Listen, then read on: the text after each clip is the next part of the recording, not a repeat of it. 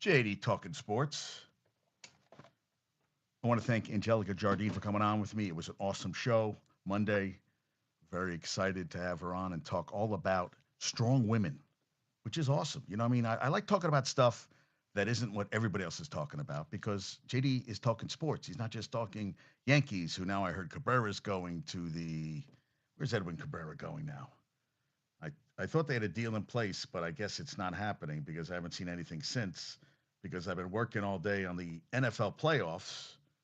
But I thought there was a trade in place for, no, Edward Cabrera, which is, well, as of now, he is still with the Marlins. They're finalizing a deal with the Cubs, but hasn't happened. He's supposed to be going to the Yankees, but it's not happening. So we'll see what happens. What happens going forward? All right, we got the NFL playoffs. I like a lot of upsets. I got to be honest with you. Saturday of Rams Panthers. I'm taking the Rams. I just don't think the Panthers. But an interesting stat: the Panthers are a point differential of minus 69, and of the three previous teams with a negative point differential, they all won their wild card game.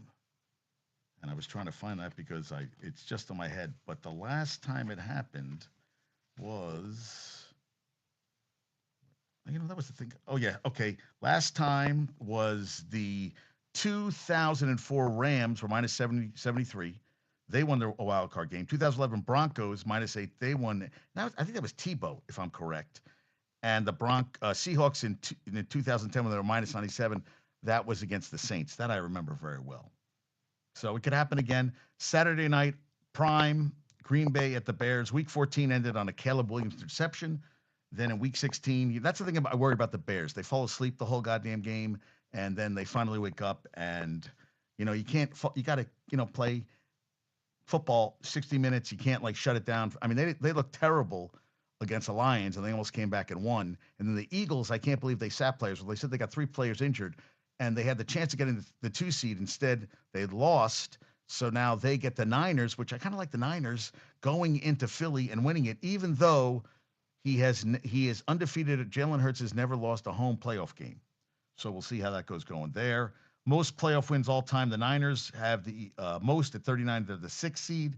The Pats are 37. They're the 2nd seed with the second most wins. Packers also have 37. They're the 7th seed. Steelers have 36 of the 4 seed. Eagles are the 6th most with 29. They're a 3 seed. And the Rams, 27. They're a 5 seed. So we'll see how those all work out. But as I was talking to you before, I was going through all my, I wrote a lot of cards today, had a lot of stuff I wanted to talk about today. And so Saturday we have Rams at Panthers. That is 4:30 on Fox on Saturday. I just think the Rams. Panthers, I know that 3 teams that have had negative point differential have gone on to win playoff games. I was just trying to see what's in. Oh, that's my muffins. I'm like, what's in this bag? Yeah. I'm a little, brain's not firing on all cylinders today. I apologize about that. So I just don't. Bryce Young's never played a playoff game. Stafford has played Stafford has played a plethora of playoff games. I even broke down player by player their playoff record, and Matthew Stafford is 5-2 with the Rams, 5-5 overall, with 19 touchdowns, 6 interceptions. I just don't see them losing that game because I just feel Carolina. First of all, Carolina lost to the Bucks, but had beat the Falcons, who all 3 teams finished. Panthers won regular season game in Carolina. Rams will cover this time around. Yes. What's up, Barnes? I just saw that. Yes, they will cover. Yes, and the Rams did lose in Carolina this season. I just don't see them losing again. I just don't. I think it's going to be interesting. I don't know what's the weather going to be like. That's going to be an outdoor game, but it is a turf field. I don't know what the weather, Carolina Panthers weather Saturday, Panthers playoff weather. I mean, I don't think that should be playoff weather, playoff game weather. Let's see what the weather is going to be because I was just kind of curious about that. Okay, it is going to be what Saturday? Cold weather delay. Expect rain and possibly storms at some point of the day Saturday, likely toward the afternoon and evening. 70 degrees. Oh, so it's going to be nice out. So that's not going to affect it. Now the Packers Bears game. That's what I was wondering. Bears weather Saturday night. Bears weather Saturday. Okay, here we go. Expecting cold, windy temperatures with temperatures potentially dropping into the 20s and winds up to 20 miles per hour. Wind chills in the 20s. Yeah, okay, so it's going to be a snow game is likely adding another layer of challenge for both teams, notes this Yahoo Sports. Yeah, so I guess you're going to have to dress warm. That's the thing. Packers are coming in, Barnes, and I just don't know what to expect in this game. I'm kind of curious. I feel like it's almost a toss up. They split both games, and the Bears, did they each win on each other's field? If I'm correct, I'm almost Bears schedule. I thought the game they played, no, I don't want 26, I want 25. I could have sworn, this is when I start doubting myself. They beat yes, they won game 2 in Green Bay. So they each won on each other's fields, which I thought that was the case. I thought Caleb Williams in a game they should have won against Lions, but they fell asleep and they woke up. You know what? So I'm going to take the Rams. I'm taking the Bears at home over Green Bay. I don't love Jordan Love. This is also an interesting stat. I mean, take it for what it is, but JD, finds stuff everywhere. Packers come to the playoffs on a 4-game losing streak. Only team with a longer losing streak, of course, was the 1986 Jets, who had started 10-0, and I think they lost their last 6. Kind of thinking Green Bay Caleb might be ready to win this playoff game. Yeah, I think so too. So they're on a 4-game losing streak. Only team longer was 86 Jets, who lost in the divisional round, and the only team with 3 straight losses. Because I remember, right? Didn't they start 13-0? The Saints in 2009. They lost the last 3 games. Went to the Super Bowl, won the Super Bowl, so that bodes well for them. I don't know if that's going to happen. I am going to take the Packers in that game. I'm sorry, the Bears in that game. Then Sunday we have the Bills at Jags. Definitely going with the Bills. Jets. Jets longer. Yeah, dude. I don't know how come I can't see your stuff, but I'm trying to find your stuff you just sent me, and I can't see what you just sent me. It disappears, and does it come back? Oh, there it is. Kind of thinking Jets losing streak. Yeah, they lost in 86. Barnes. The 1986 Jets started the season 10-0. I'm almost Jets 1986, and they lost their last. Yeah, they started 10-0. They lost their last 6 games.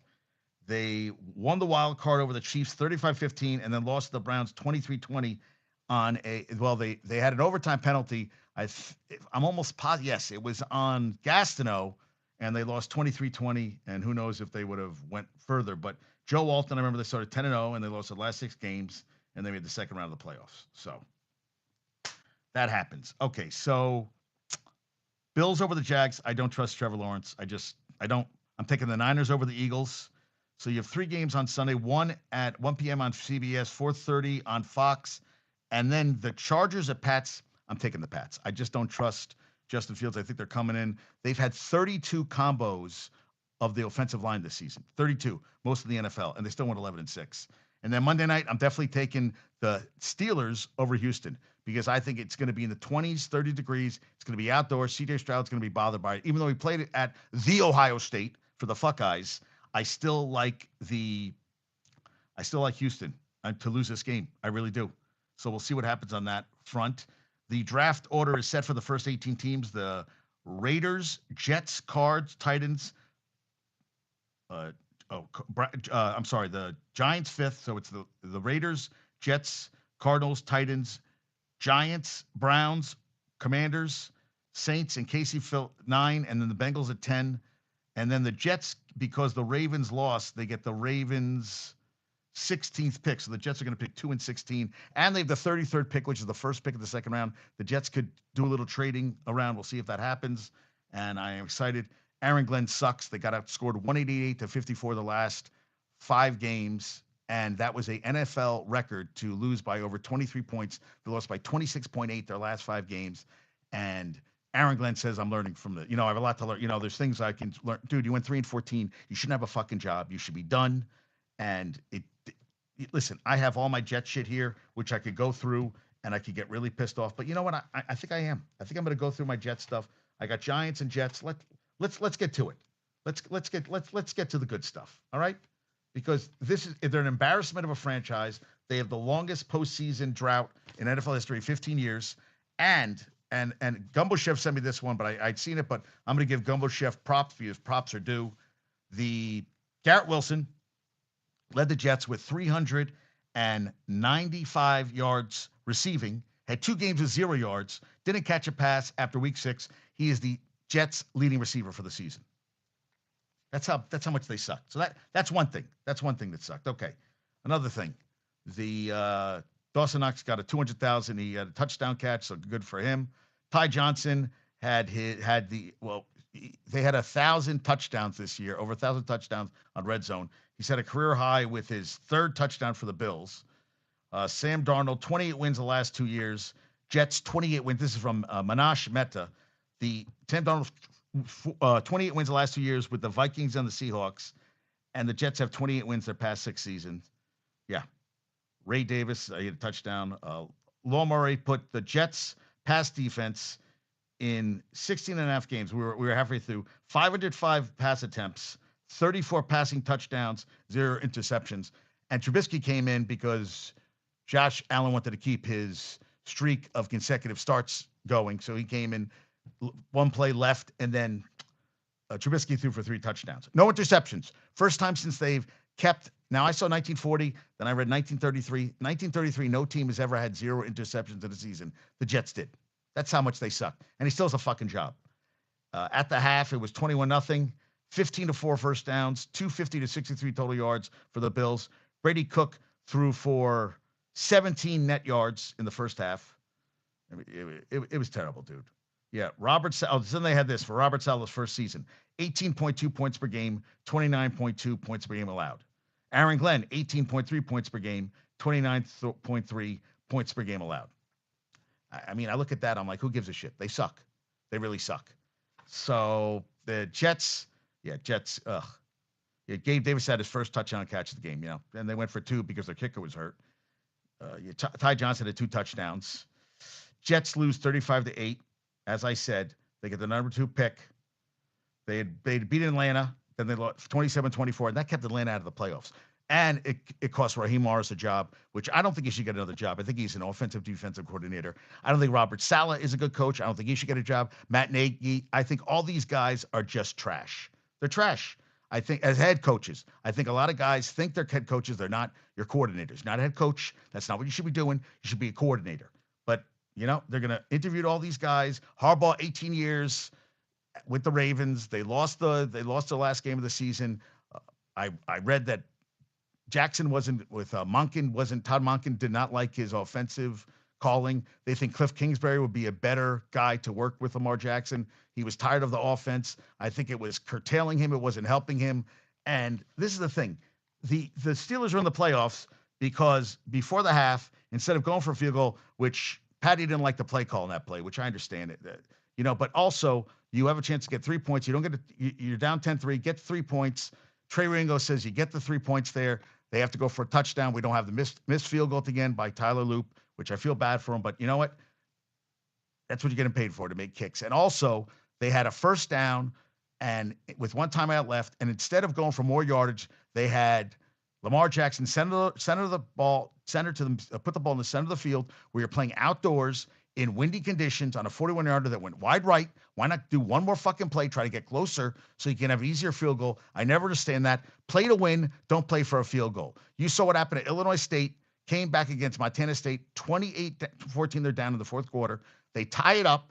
They try to, instead of going for a first down, they try to kick a field goal, gets blocked, goes into overtime. They get a touchdown, Indiana State, to make it 34-28. They get the extra point block, which was the 6th time they've had a kick block this season. And then Montana State on a 4th and 10 scores a touchdown extra point and wins their first natty since 81.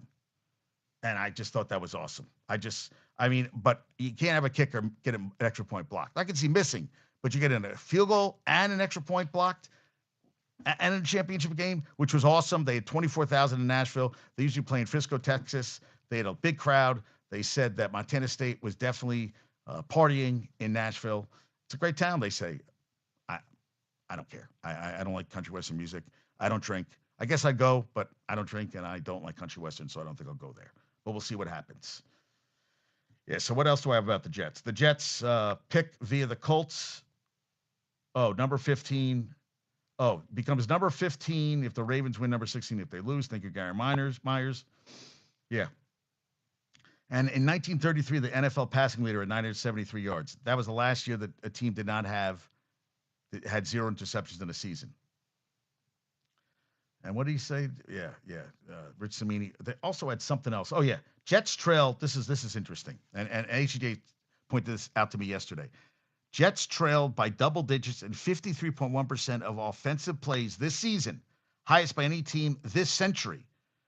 50% or higher. The 2011 Bucks that went 4-12 trailed 50.5% offensive plays this season by double digits. In 2000, they went 4-12, and the 2000 Cards were 50%. They went 3-13. So the Jets this year trailed by over 53% of their offensive plays by double digits this year, and he still has a job. Listen, I said I want to give him benefit of the doubt. They went 3-14. They went backwards. They don't have a quarterback.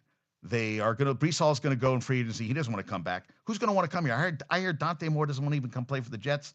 Dale Bliss is coming on tomorrow, so we're going to talk Oregon football and talk about the college football playoff against Indiana. And I just read from Michigan that one of their biggest donors is Mark Cuban, a former Indiana grad.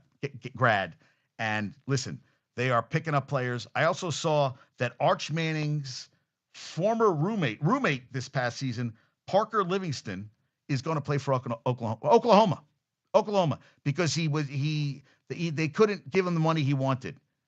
29 catches, 516 yards, a couple touchdowns, and they wanted to upgrade the wide receiver core. And he could have stayed, but he wanted more money, so he decides, you know where I'm going to go? And he's from Lovejoy, Texas.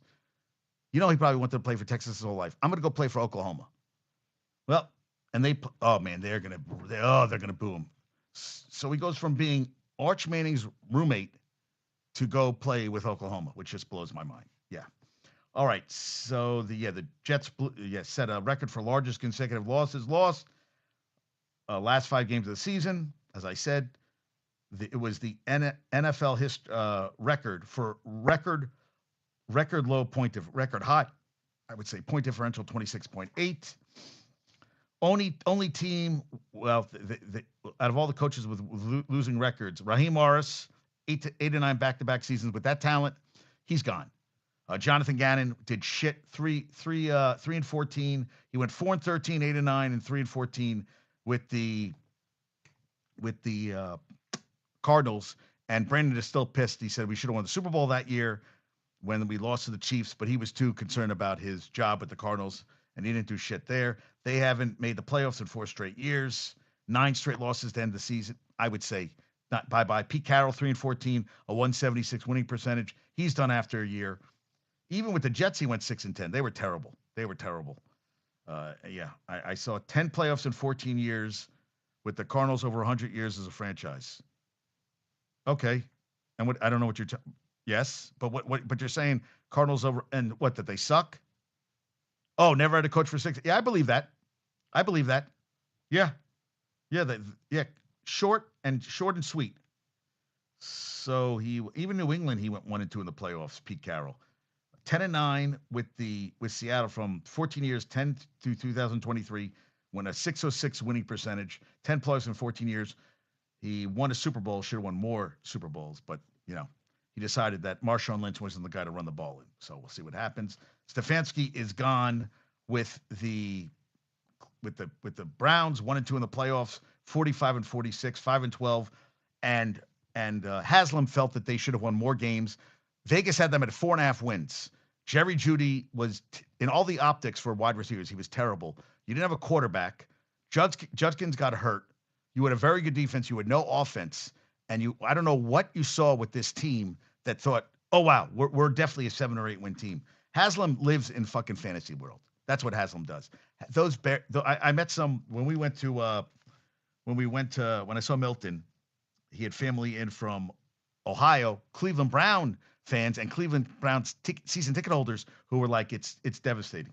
It's devastating. And Haslam is another. There is so many dipshit owners out there that have no idea what they're doing. It's scary. It really is. It's really, really scary. Yeah, just crazy. Yeah, I mean, bonkers. I don't get it. So Rhonda and I are competing against each other in on the Apple Watch, and her Apple Watch went crazy yesterday, saying she had 1,718 minutes of exercise. 718. I was like, what? She goes, yeah, and I beat her again, but I love playing this stuff, so it's fun. I was trying to get Tommy on with me because Igor went down. He's on the IR now. Michigan was at the game with Rich on Monday night. They lost 3-2 in overtime to the Mammoth, and Igor got hurt, and she was more pissed that that Jonathan Quick got into it with a Mammoth player, and no players came to his defense. They're just a bunch. She said, it's your goalie. You would think someone would come forward and show a little bit of initiative or just support or just some backbone. But no. And now Fox, they were 5-7 on the power play. He's out long-term IR. They didn't say what, lower body injury, upper body injury, but he's out a minimum of 10 games. So the Rangers are not playing. Yeah, I mean, it's scary, folks. And the Rangers, they're not a good team. They're not a good team. I mean, I want to say they're a good team, but they really aren't. I mean, they have 5 wins on home ice. They have more win. They're 6-0 on outdoor games. That's more than they won this year at the Garden. Clippers are at the Knicks tonight. I mean, Clippers and the Knicks did not look good. They got blown out by the Pistons the other night by 31. Are the Rangers playing tonight? Because I know it's football time. Well, football's ending. That's the thing. And now we're coming to the very end. Sabres are at the Rangers tomorrow at 7. So I'll watch Will Trent tonight. Michigan basketball had a tough game yesterday. There was nobody at the game. Milton says they always get played tough when they're playing against Penn State. Always plays them tough. They improved to 14-0, number 2 in the country. Penn State fell to 9-6. And yeah, I mean, you're not going to win every goddamn game. They go cold. That's the thing. They have gone cold with some of their shooting. The 3-point shooting has not been good this year. And let me see how they did last night. Oh, actually, 8 for 27, 30%, which is better than they usually do. So I'll take that as a better game. But yeah, free throws, free throw percentage, total rebounds. They got rebounded, offensive rebounds, finished more on defensive rebounds, assists. They did better on 34 points in the play, but it was a tight game. But hey, you know what? 14-0 is 14-0. Win good, win nice, win ugly. Who cares? Win. That's all they care about. Yeah. So Stefanski. I don't think anybody else got Barnes. Did anybody else get fired today? I don't think anybody else got fired today. NFL firings, coaches. No, every coach has been fired. Yeah, Harbaugh is good. Well, Callahan's long gone.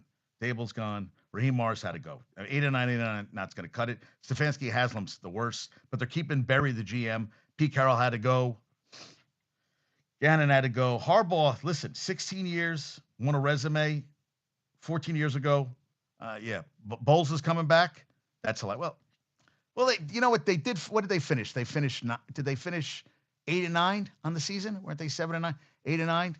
I was talking to my friend Lenker. He was not happy at all about the 8-9 team hosting, being in the playoffs. I mean, listen, I hear what he's saying. You have to give their division winners. I just think they should be seeded 1 through 8. And I don't care if you win a division, if your record sucks. But isn't the NBA, even if you win the division, you can't fall down to 8th? Can you fall that far down? I think you still there's a Kurt, yeah. Well, does he? No, I don't think he moves him. Baker, they just were very bad at the end of the year. They went 2-7 their last 8 games. They got and they lost some bad games. They were beating the Falcons at home, and they let the Falcons come back and beat them, and they did not look good. That was the best they looked, and they still almost lost to the Panthers. And the Panthers get in because the Falcons beat the Saints, which I was rooting for the Saints. I really wanted the Saints to not get finish the year 7-10. They finished 6-11 because I like Tyler Shuck. I thought he had a bad interception, but he came back to a nice touchdown pass, and I kind of wanted them to finish. I think they'll get better. I just think I think Shuck showed me that he could quarterback, but the Falcons are restructuring. They restructured his deal so they could release him. You don't know if Michael Penix Jr. is going to come back, when he's going to come back. He's always injury prone, always getting injured. I mean, that division is crazy. I think Carolina, hey, listen, 8-9, you lose your last game and you still get in the playoffs. I just want to play a good game. I mean, I just want good games. That's all I really want. I just want good playoff games. Will that happen? I'm not 100% sure. We'll see what happens. The Giants, Cowboys sat everybody, and Dak Prescott had a shot to be the first Cowboys quarterback to lead the league in passing, but he ended up, I think it was 104 yards ahead of Stafford going into week 18. He got passed by Goff, and Stafford ended up throwing for the most yards.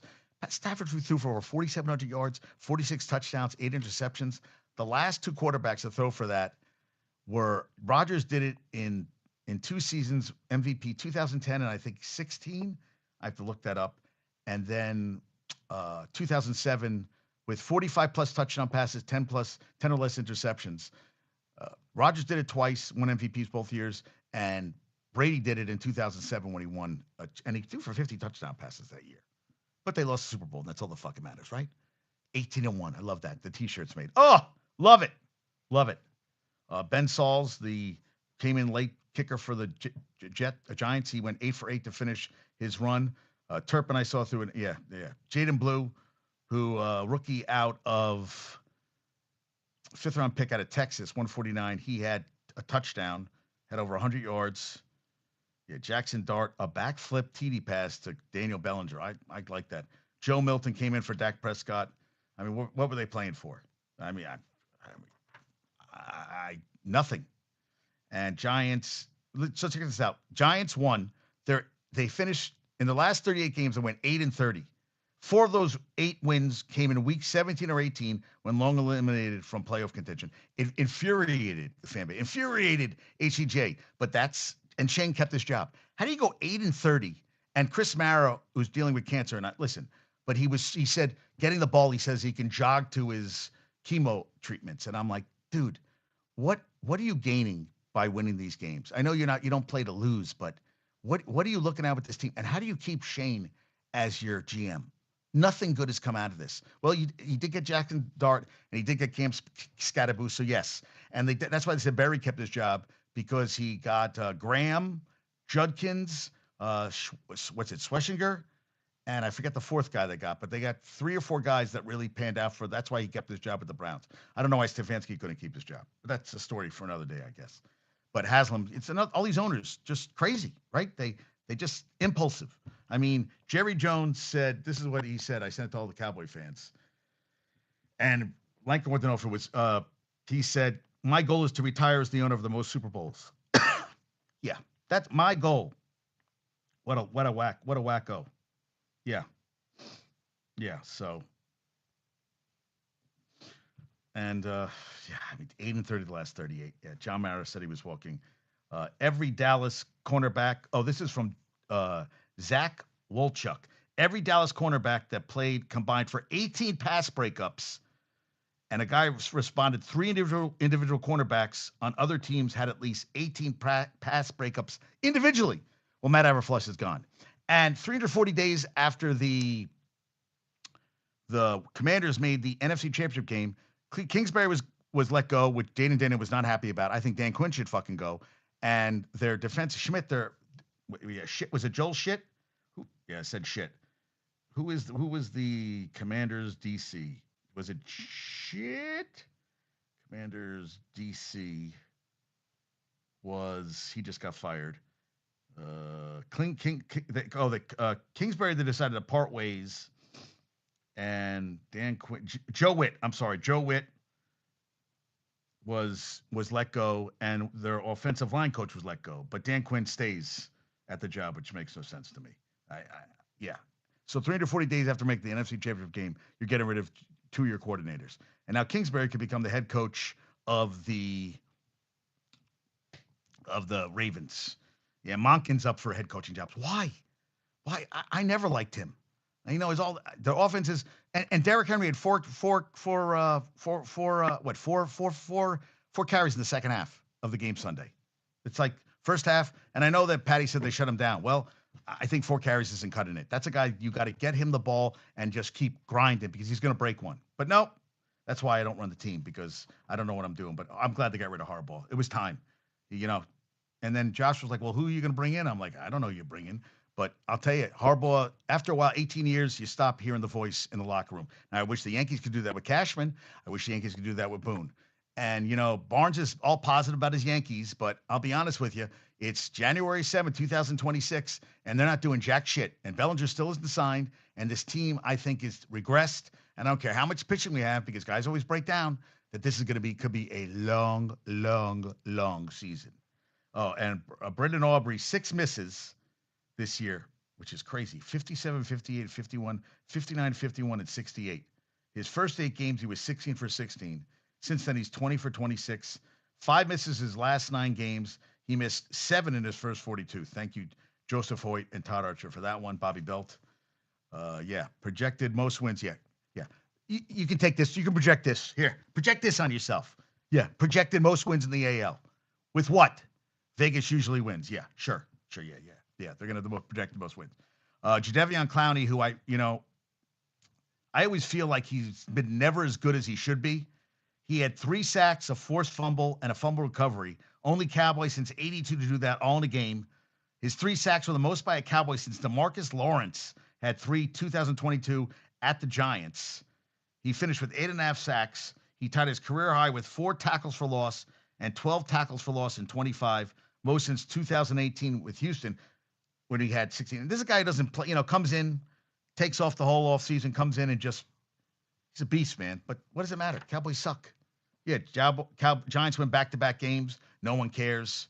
They're 4-13. Dart threw for 231 at 2 touchdowns. His 14th and 15th of the season. Bellinger and Tyrone Tracy. Oh, yeah, that's another thing.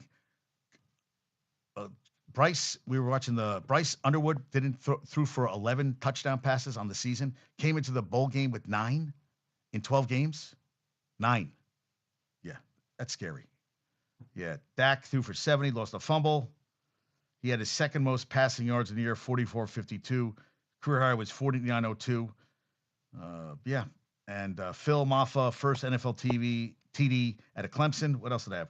First win for Giants over Dallas since 2020 season finale. January 3rd, 2021, had won 9 in a row over the Giants. Prescott had won 14 in a row as a starter, so that's over. Yeah, Ben Sauls, as I said, 4 field goals, 8 for 8 on the season. Pickens and CeeDee Lamb, 2 catches for 13 yards combined. Tracy ran for 100, also had 56 yards and a touchdown receiving. And Gunnar Olszewski came in with 2 catches. He had 8 for, that's what I thought was interesting. 2 catches in the season. He had 8 for $102 in the season finale. Yeah. I was like, holy shit. Right? That's crazy, right? So back to my playoff teams. What else do I have here? Okay, so we talked about the playoff teams. We talked about the draft. Most playoff wins. The Drake May under pressure this year. 47 sacks, 4th most in the NFL. 94 quarterback hits, tied for 7th. 232 quarterback pressures, 2nd most. 38.6 pressure rate, 3rd highest. 10 passing touchdowns under pressure, tied for most per Next Gen Stats. And 76 first downs or touchdowns under pressure, most in the NFL under Next Gen Stats. He's the only player with at least 60 of these situations. He had 76. No one else had 60. Thank you. NFL Researcher gave me all this great stuff. So I was like, I'm going to talk about this. He had the most passing yards. Oh, so just another one. Most passing yards lost due to drops during the 2025 season per Next Gen Stats. Caleb Williams lost 404 yards per drop passes. Stafford lost 363. Trevor Lawrence lost 320. Dak lost 319. Bo Nix lost 317. Jordan Love lost 287. Herbert lost 266. And Cam Ward lost 256. So it happens, the drops. Also, QB seasons with 45-plus touchdowns, fewer than 10 interceptions. Stafford this year, Rodgers, I was right. 2011, I said 10. 2011, 2020 win the MVP. So Stafford this year, 4,707 passing yards, 46 touchdowns, 8 interceptions. I need a couple of games where he had multi-interception games. 65% completion rate. Losing that game to Atlanta really hurt them. They should have, they would have a higher seed, but shit happens. Drake May had the highest passer rating, 23 or younger. He's the youngest quarterback in NFL history with 4,000 plus passing yards, 30 plus passing TDs, fewer than 10 interceptions in the season. He's 23. No quarterback has done it prior to 25. He also had the second highest passer rating for a player, second youngest. Dan Marino beat him by 34 days, 23 years old, 93 days. He had a 108.9 and 84, where he went through 48 touchdown passes. And Drake May was 23 years old and 127 days, 4,394 yards passing, 31 touchdowns, 8 interceptions, 72% completion percentage. Now, they only beat one team that had a winning record this year. So people are going to hold that against them. So they said, Stafford's get it. But Drake May, I think, showed me. I mean, you only can play the teams that's on your schedule. It's not his fault that the teams he played sucked. It happens, right? Yeah, fewest wins versus teams with winning records in 2025 through NFL Researcher. Jets had 0, shocking. Titans 0, shocking. Cardinals 0, shocking. Saints 0, shocking. Raiders beat. That's what kept. That was the ones. That was the tiebreaker, because against common opponents, the Broncos were 6-0. The Pats were 5-1. They lost the first game of the year to the Raiders. So one of the Raiders' 3 wins of the season was over the Patriots in New England. So they had won against a winning team. Cowboys won, Chiefs won, Dolphins won, and Pats won. And most passes dropped this year. Lawrence had 36 drop passes. Nix was second. Herbert and Caleb Williams had 28. Dak had 26. Flacco, Stafford, and Cam Ward all had 24. NFL Researcher, great site. Highest completion percentage between a quarterback and wide receiver. What do you think it was, Barnes? Highest completion percentage quarterback wide receiver combination in the NFL this year. I'll give you 3 choices. Who do you think had the highest completion percentage, quarterbacks, wide receivers, 2025? Oh, and this is interesting from NFL Researcher. Chargers the only defense with more interceptions, 19, than passing touchdowns allowed, 16 in 2025. I thought that was kind of interesting. And Christian Barmore at 13.6% and Milton Williams at 12.4 are two. No, they are third at 73.5. Darnold and JSN at 73.5. Who had the highest completion percentage, quarterback, wide receiver. So Milton Williams and Christian Barmore had the second and third highest pressure by defensive tackles in the NFL this year. So Pat's got to, and remember, what NFL team has the least amount of sacks this year going to the play? That's what gets me worried about this team. Even though I'm picking them over the Eagles this year, they have only 20 sacks this season, which worries me because they don't get pressure on the fucking quarterback. And I think that could come back and bite him in the ass. I still think that the Eagles are coming in stink, and I don't think they've looked good all season. And, yeah, they got blown away. I know they sat starters, but the Commanders went and blew them out of the freaking water with Josh Johnson, who's on his, 47th team. So who do you think it is, Barnes? I'm still waiting for an answer. You said JSN. Who's your guess? Who's your guess, Bubba? You're killing me here. Who do you think it is? Oh, we got another visitor here right now. All right, I like this. Let me see. All right, you said JSN. He said no one else, so we got to wait for him. All right, and we talked about Garrett Wilson, so he sucks. All right, now I went through all the playoff teams to see who were the best running teams in the NFL. I went through running and passing and total yards. Well, Seattle, I'm sorry, who was the best? No, they did not. Yes. No. The total offense was not, well, none of these teams had the best offense I thought one of these teams had the best offense in the NFL. Oh, of these teams, yes. The Rams had the best total offensively, best total offense in the NFL. And from there, you have the Seattle eighth passing. This is total yards. 8th passing and rushing. Let me see where they were rushing. Oh, me too. Thanks, Paddy. I like the angle. Yeah, this is a better angle. And you can see I got that done in the back. Michigan's friends, Andrea. Yeah, I like this angle too better. I mean, you see the stuff in the background, but what are you going to do? I'm in the house. So rushing, Seattle was 10th in rush, 8th in pass, so total yards 8th. Bears were 3 in rushing, 10th in passing, 6 overall. Eagles, I guess I screwed up. I did not write that down. Oh, because I got tired of writing his stuff down. I did. I got tired of writing it down. So I just went with the total offense, like yards.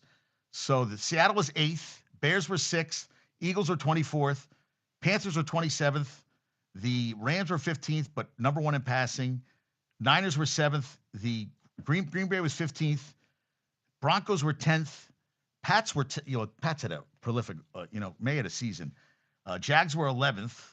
Pittsburgh was 25th. Paddy, I still like your Steelers over them. Would think Bears are top 5. Okay, that's a good point. Okay, I have that too. Actually, the Bears have their most turnover differential since the 85 Bears. Number 1, plus 22. All right, so Pittsburgh was 25th in overall total offense. We go by yardage. Texans were 18th. Bills were 3, and the Chargers were 12th. So I did a deep dive on playoff teams, their offenses.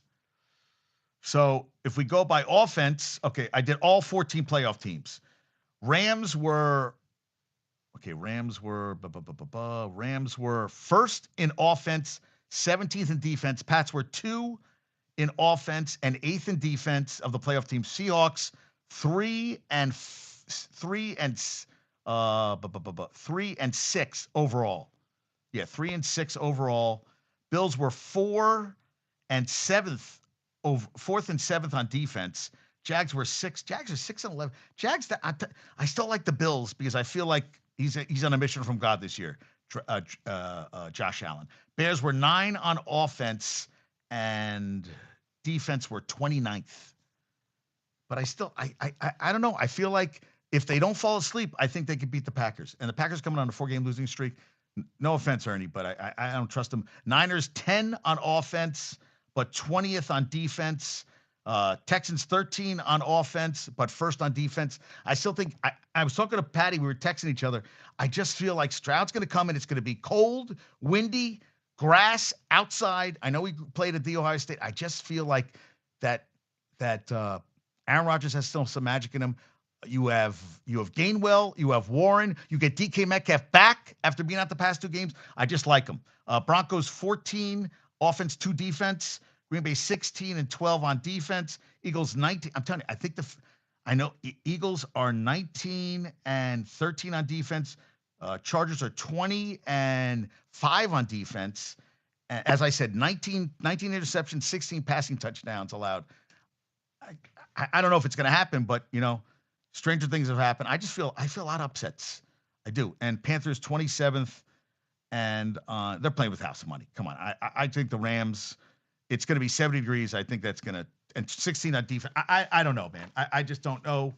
So I did the turnover differential. Seahawks are -3, and so are the Broncos. The Broncos are -3.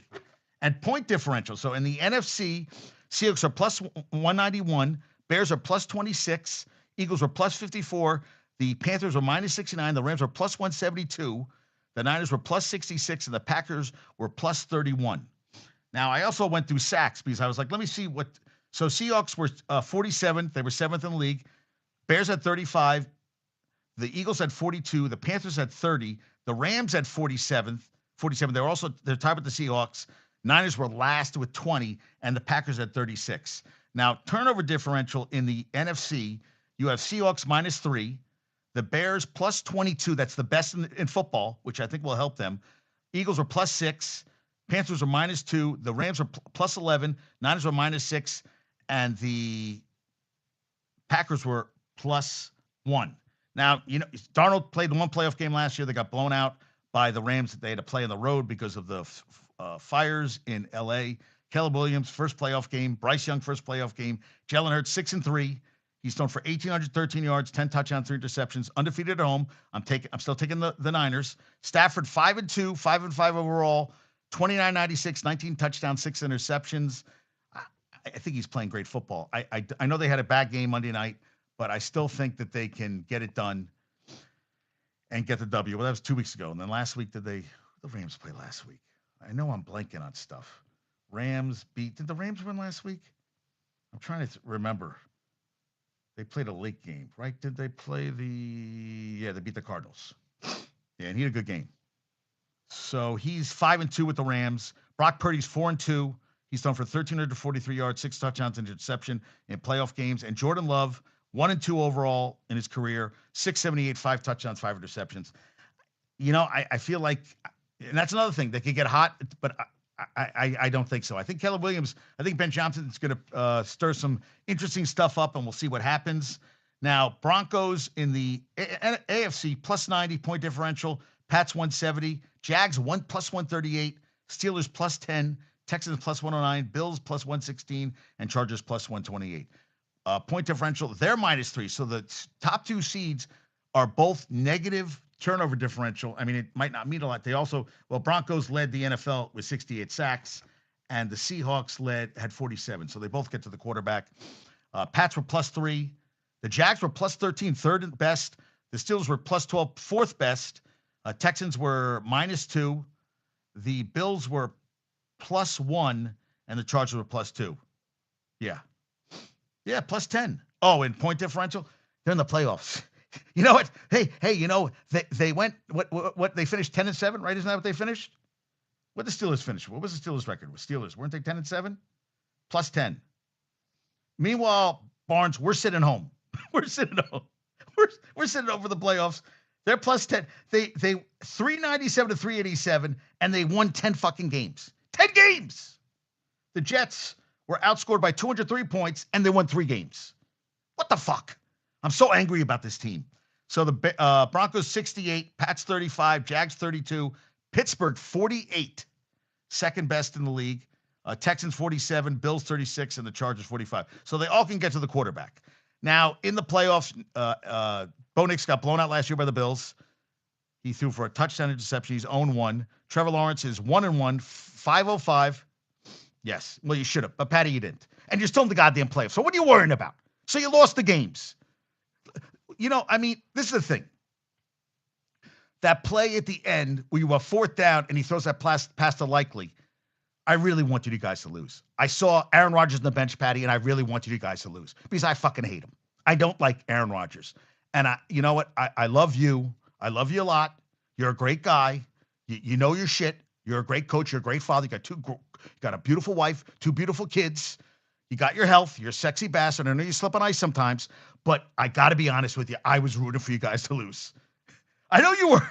You were and then you know what happens? They decide, hey, you know what? Let's put a knee. We got a timeout left. Let's go to the middle field and put the knee down so Tyler Loop can have the best possible place to kick a field goal. Yeah, okay. Let's not get more yardage. Let's put in the best possible. Because 41 yards is a gimme, right? Outside it's always going to be Heinz Field. I don't know what it's called now. A Krisher, whatever it's called. It's a stupid fucking name. And then you see Aaron Rodgers on the bench like this. Oh, God, it's over. And then at the end, Tomlin's like, yeah. Like Tomlin. How about before halftime, you don't try to get all, a play that doesn't work. You need to get rid of Mustache Boy. Arthur Smith looks like an out-of-work porn actor that never worked a day in his life. Yeah. Oh, yeah, and they put holy water, a pre-sprinkled holy water, that's right, at the spot where he missed the kick. So, it was meant to be. And we said early in the season, Paddy said, I could see them winning a playoff game with Aaron Rodgers. Now, do you want him back next year? I listen. I hope Arthur Smith gets someone gets interested in him, bring him to somewhere else. I don't think he's the guy. And you need a quarterback. I mean, how many more years is it? So even if you have Aaron Rodgers back next year, how much time are you going to get with Aaron Rodgers? Like how much? I mean, that's a year. So that's another that you're stagnating things. You're not. I'm not saying to rebuild, but get a freaking quarterback. Like for the future, you know that Aaron Rodgers isn't playing for 5 more years.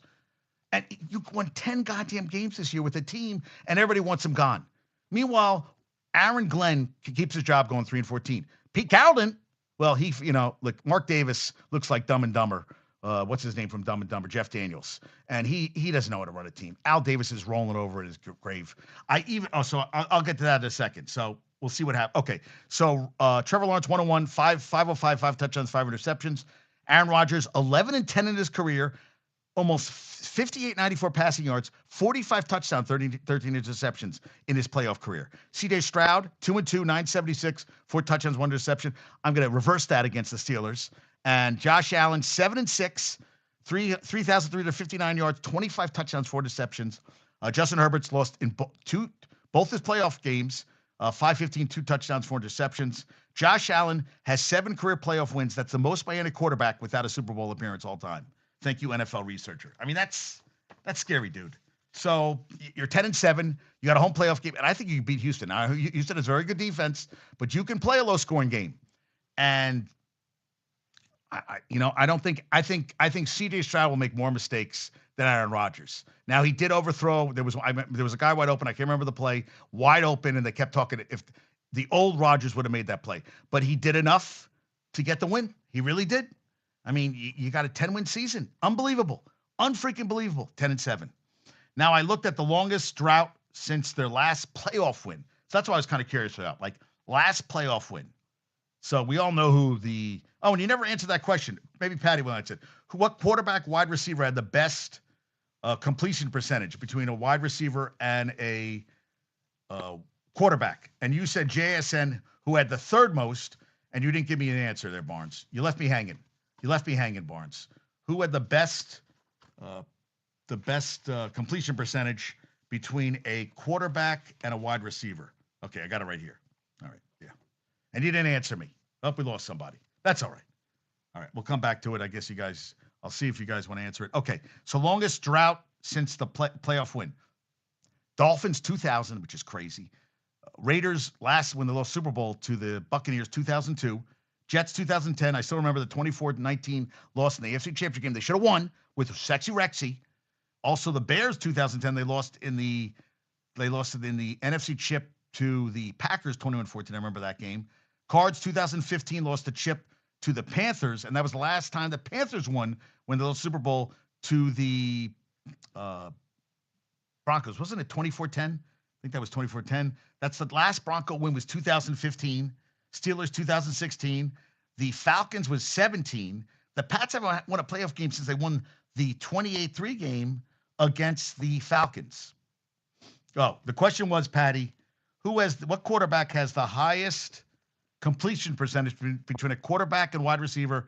Barnes said Darnold and JSN. That is wrong.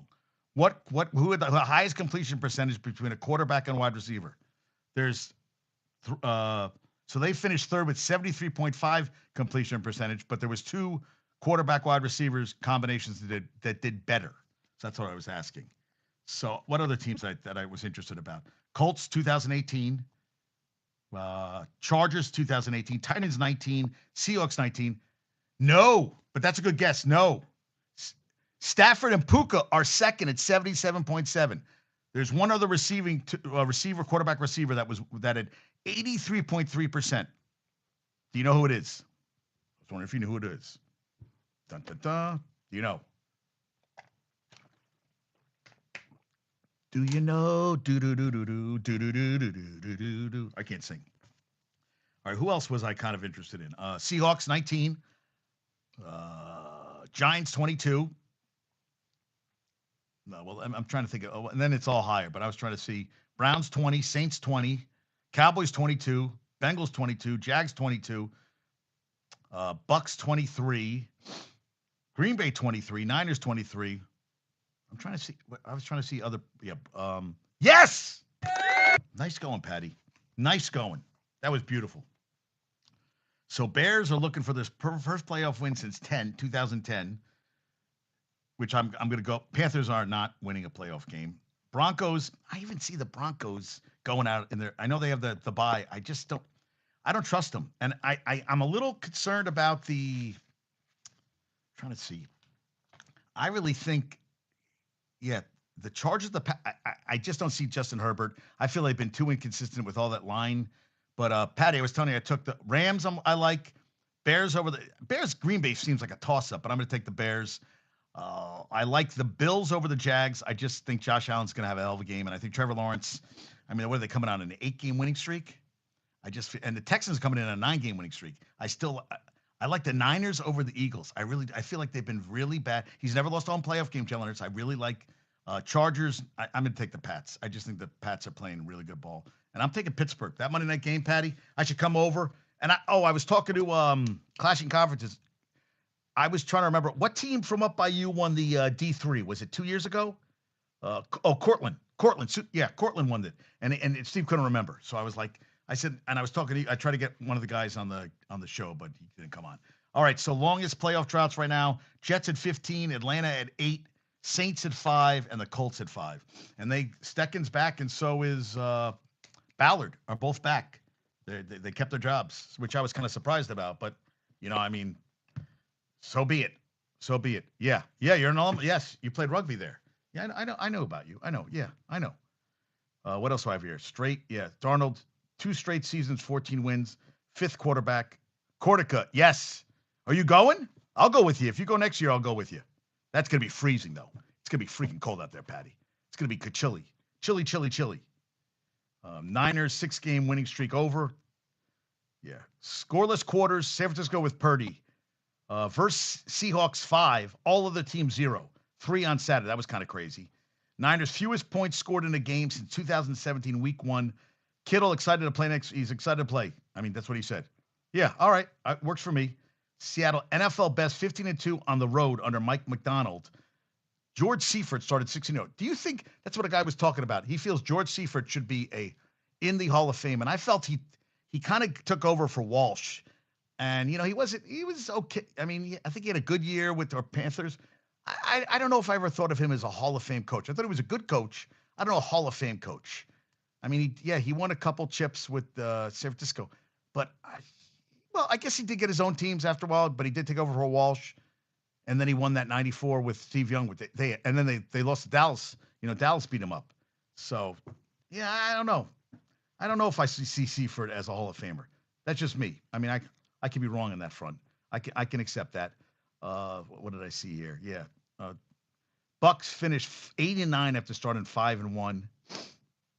Yeah, Jason Myers in the Seahawks game, he had missed 2 in that game Saturday. He'd made 18 in a row. And Cooper Kupp had a huge first down on that last drive where they missed a field goal. 15 plays, 94 yards, 745 and change. Yeah, Darnold. Yeah. So what did I see? So they allowed the Niners gave 115 yards rushing in the first half. That's the most the Niners gave up in the first half this season. And Charbonnet and Walker did have good games rushing the ball. Purdy threw for $127. You're not going to win too many games. And the 3 points not going to win too many games. CMC had a total of 57 yards, which, 8 for 23, 6 for 34 catch. They neutralized him. Your leading catcher, Kittle's had 5 for 29. And Kittle passed T.O. for second most TD receptions in franchise history. Receptions, I'm sorry. He passed, he went 593 to 592. He got a couple more. Rice had 1281. So I don't think he's catching him, but Rice, yeah. And Josh Dubois said that the Niners will finish with 173 yards and 3 points, fewest since 23-3 loss to Carolina, Shanahan's first game in 2017. Fewest yards ever regular season, they said, but they did have 164 in the 2022 NFC Championship game against the Eagles where they had to play all those quarterbacks. Purdy got hurt, I remember, and with his finger and everything, so I remember that. Baker being blitzed on Saturday by the Panthers. He went 5 for 5 for 79 yards, had 5 touchdowns. Yeah. Well, and Carolina went for a flea flicker in Bucs territory. I'm like, in the rain. Bryce Young didn't even seem like he was really trying to get the ball when I was watching. I was like, dude, you look like you're pulling a Cam Newton where you really don't want to get that loose ball, which I was like, and I don't know why you would get fancy in the rain in Tampa Bay, but that's why I'm not paid to coach the team. Cade Otton, first TD of the season. He had the most targets before a touchdown this year. So he had 7 catches for 94 yards. The rest of the team had 9. He had 7 catches for 94 touchdown. The rest of the Bucs team had 13 targets, 9 catches for 109 yards. He finished the year with 59 catches, 592 and a touchdown. Yeah, Brock Purdy in the first half had 1.5 passing yards per attempt, which was the lowest of his career. Yeah, crazy. Yeah, and what I see it was the first red zone. Yeah, where CMC caught the ball, bounced out of his hands, and went for an interception. It was the first turnover in the red zone so everything that went wrong could go wrong, and that cost. And then they drop they drop from 1 to 6, right? Is that what they went down to 1 to 6? That is crazy. Yeah, 6. They could have the number one seed. Now Seattle gets it, and also Seattle with the Pope. Every time the Pope, they go to a Super Bowl. They don't win, but they go to a Super Bowl. Yeah, Seahawks totally outgained the game. Ugly, ugly, ugly. And going into this week's games, Broncos were 11-2 in one-score games. Niners were 5-1, and the Panthers were 7-3. So Panthers ended up going 7-4, and the Niners, well, it wasn't score. And to Torrey McMillan, Broncos will lose first. That's what I said too. I said the same thing. I think so too. I think they're overrated. Barnes, I think they're highly overrated. To Torrey McMillan, second Panthers rookie. Who was the first Panthers rookie to get 1,000 yards receiving in a season? Now, Paddy knows this one. I know Paddy knows this one. But he became the second Panthers rookie since this guy in 2014 had 1,000 yards receiving. Yes. Yes. Kelvin Benjamin, who was out of the league in like 3 years. Bucks were 0-8 when Baker threw an interception. They won. Panthers hadn't won or lost 2 in a row since week 17. Now they have 2 losses in a row, and they're still going to the playoffs. So, yeah, we talked about the Panthers minus 69 point differential. Yeah, did not have a good game, man. That was not a good game. Ugh, that was ugly. Oh, so HGA sent me this one from his sister. Last 15 years, if an NFC West team was number 1 seed, they've gone to the Super Bowl. Last 15 years. So Seahawks in 2013 won. San Francisco in 19 and 23 lost both Super Bowls to the Chiefs. So we'll see if this is the last 15 years NFC West team number 1 seed. If it carries over, Myles Garrett, he got the sack record, which I didn't feel Burrow took the fall. He'll miss the playoffs for the 7th time in his 9-year career. Breece Hall is out, is a free agent. My favorite quote about Kevin was Booger said, he's one cheese bigger. He did get fat from playing time. Did you guys see what Joe Judge? You see what Joe Judge said? I got to find that quote. Joe Judge said about preparing for the play. He said Ole Miss. Yeah. He made a comment, dude. Yeah, what did he say? He said, what did he say?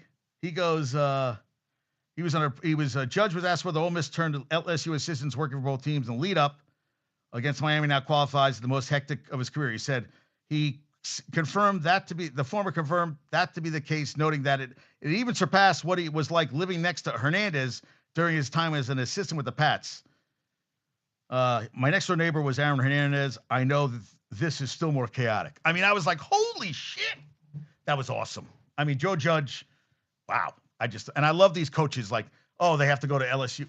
Dude, can we do it after the season ends? Can everything happen after the season ends? Can the portal happen after so we can just play football and not have coaches that are coaching and also have to go to the new job when you're playing for something that counts, when you're trying to, it's so fucked up.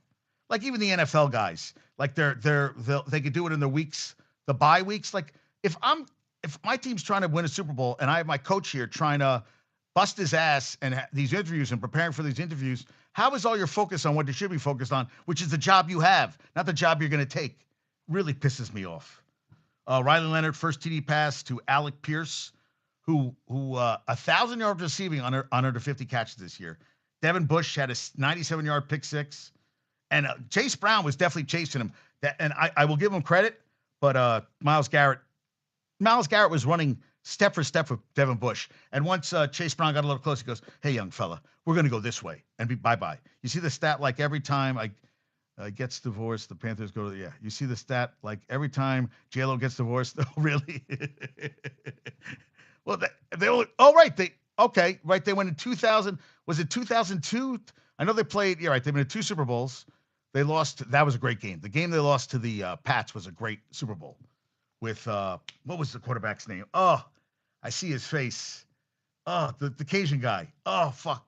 Who was the quarterback for the Panthers? Panthers Super Bowl. Oh, now I got to look it up. It's going to drive me crazy. Panthers. Yeah, Jake Delhomme. Oh, they were fun to watch. Steve Smith Sr. Oh, that was good times. Oh, yeah. 03-15? Oh, 03 and 15. All right. So, but she got divorced in 20. Oh, she did. Did she get divorced this year? Was it 25? She got divorced from Benlow? So HGA gave me this one too from Nate Tice. 4 designed run plays on 3rd and 15 that have gained first downs this year. True Media Sports. Seahawks, 4 times. They had a run design on 3rd and 15 that gained a first down. It was the Seahawks 4 times. 18 missed tackles by the Niners against the Seahawks. Tatum Bethune, who tore his groin, he's out for the playoffs. He had 5, and Malik Mustafa had 3. Sam Webb, had a second of the game. Browns had 2 special teams touchdowns in the game against the. Wait, did they play this? No, you guys played the Steelers the week before, right? Oh, so it was the Bengals, right? C.J. Stroud had his first rushing touchdown since 2023. His 4th of the game this weekend. Justin Jefferson, 6th straight season to 1,000 yards to start a career. Who were the other 2 players who started their career with 6 straight 1,000-yard seasons? Now, I looked up because I thought this was wrong, but it wasn't. Who were the other 2 players to start their career with 6 1,000-yard seasons? And Mike Evans' 1,000-yard catch streak, receiving yards, ended this year. So who besides Justin Jefferson has 6 1,000? Mike Evans is one. Who's the other? Now, I thought it was Jerry Rice. I looked up a bunch of wide receivers. I was wrong. It's Mike Evans. Who's the other one? Let's go. Give you props. Who do you think the other one was? Hall of Famer. Also a Hall of Famer. Yeah. I was picking my toe. The nail came right off one of my toes. I'm so impressed that these nails can come off all whole like that. I'm like, whoa.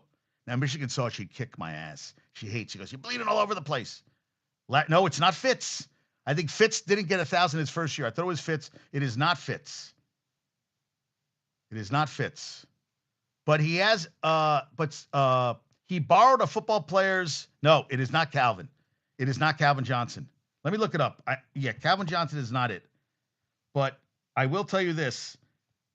I read a funny story about Fitz that he borrowed a player's car to drive to the prom, and that's the player I'm talking about who had 6 straight to start his career. Calvin Johnson had 756 his first year and 984 his third year. Other than that, all of the 7 years, all at over 1,000 yards. But Larry Fitzgerald borrowed this player's BMW to take his prom date to the prom, which I thought was pretty funny. Yeah. Oh, and C.J. Ham, man, had a tryout for the Vikes twice, numerous occasions. 2-time Pro Bowler, 5-time special teams captain, 9 years. He played at Augustana University, a D2 school in Sioux Falls, South Dakota, which were named the Vikings too. He had 7 touchdowns in his career. He had he only rushed for 100 yards, and he had a touchdown in the game on Sunday. They gave him a big standing go, and he had over 83 catches in his career. But he's a fullback and ended up playing 9 years. Who's the other wideout? Randy Moss. Randy Moss lent his BMW to Larry Fitzgerald to go to his high school prom. Because remember, Fitzgerald's dad was a reporter in Minneapolis. And that's how, I think he was a ball boy for the Vikings. But he got his, How about 19th consecutive make for Cam Little? He's the youngest kicker drafted. He was drafted 20. He's 22 now to kick 2 60-yard field goals in the same. He kicked a 68-yarder on November 2nd, 67-yarder against who they play on? Against the Titans. Unbelievable, 67, and he had plenty of leg, which is crazy. Trevor Lawrence passed Blake Bortles for the most total touchdowns in a season with 38, who did it in 2015. Trevor Lawrence's last 8 games, 19 passing touchdowns, 5 rushing touchdowns. Only player with those TD totals in an 8-game span were Lamar in 2019 to win the MVP and Cam Newton in 2015 MVP season.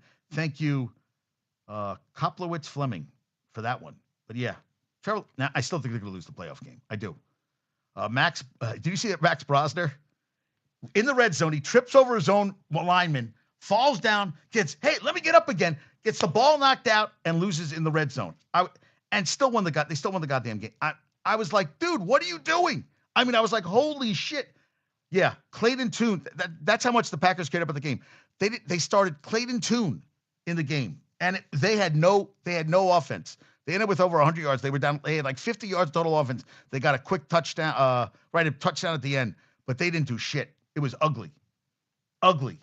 Yeah, it was 363 to 65 when it was 16-0 Vikes.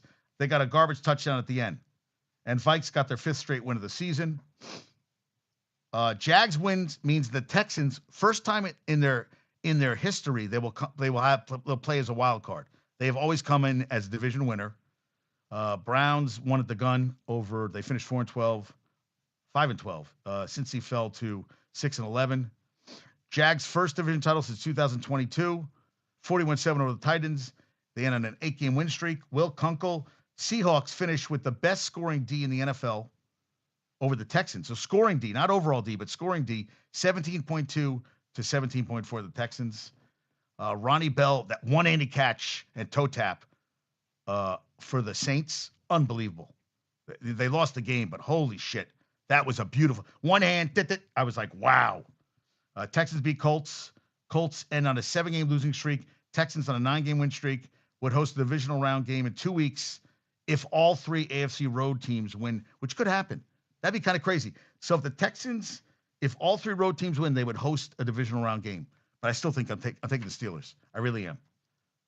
I said that first divisional title. Ramondre Stevens. Yeah, they looked amazing at the early game against the Josh Allen. 3rd straight week 18 where he went for a play, went out, 135 straight starts. I don't know how I feel about that.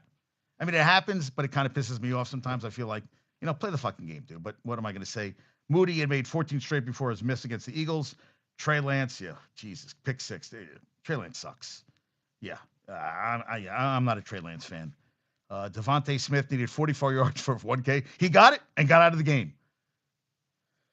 And Mike Chappelle, most passing yards by Colts quarterback in first start. So Riley Leonard at 270 was behind only Andrew Luck in 2012 against Chicago and Manning versus Miami in 88. Riley Leonard, a pretty good game. He did. Who has the most catches by a Falcons tight end? Oh, and I didn't answer that question. It was, you did. You got it. You got it right. Most catches by a Falcons tight end all time. Who has the most catches in the season by a Falcons tight end? Yeah, that's what I was going to ask you guys. Tyler Shuck, he threw a bad interception in the 4th, but his 4th quarter season averages, completion percentage, he was 6th at 67 passing yards, 94.6, minimum 8 games, 95 yards in the 4th quarter where they were probably behind.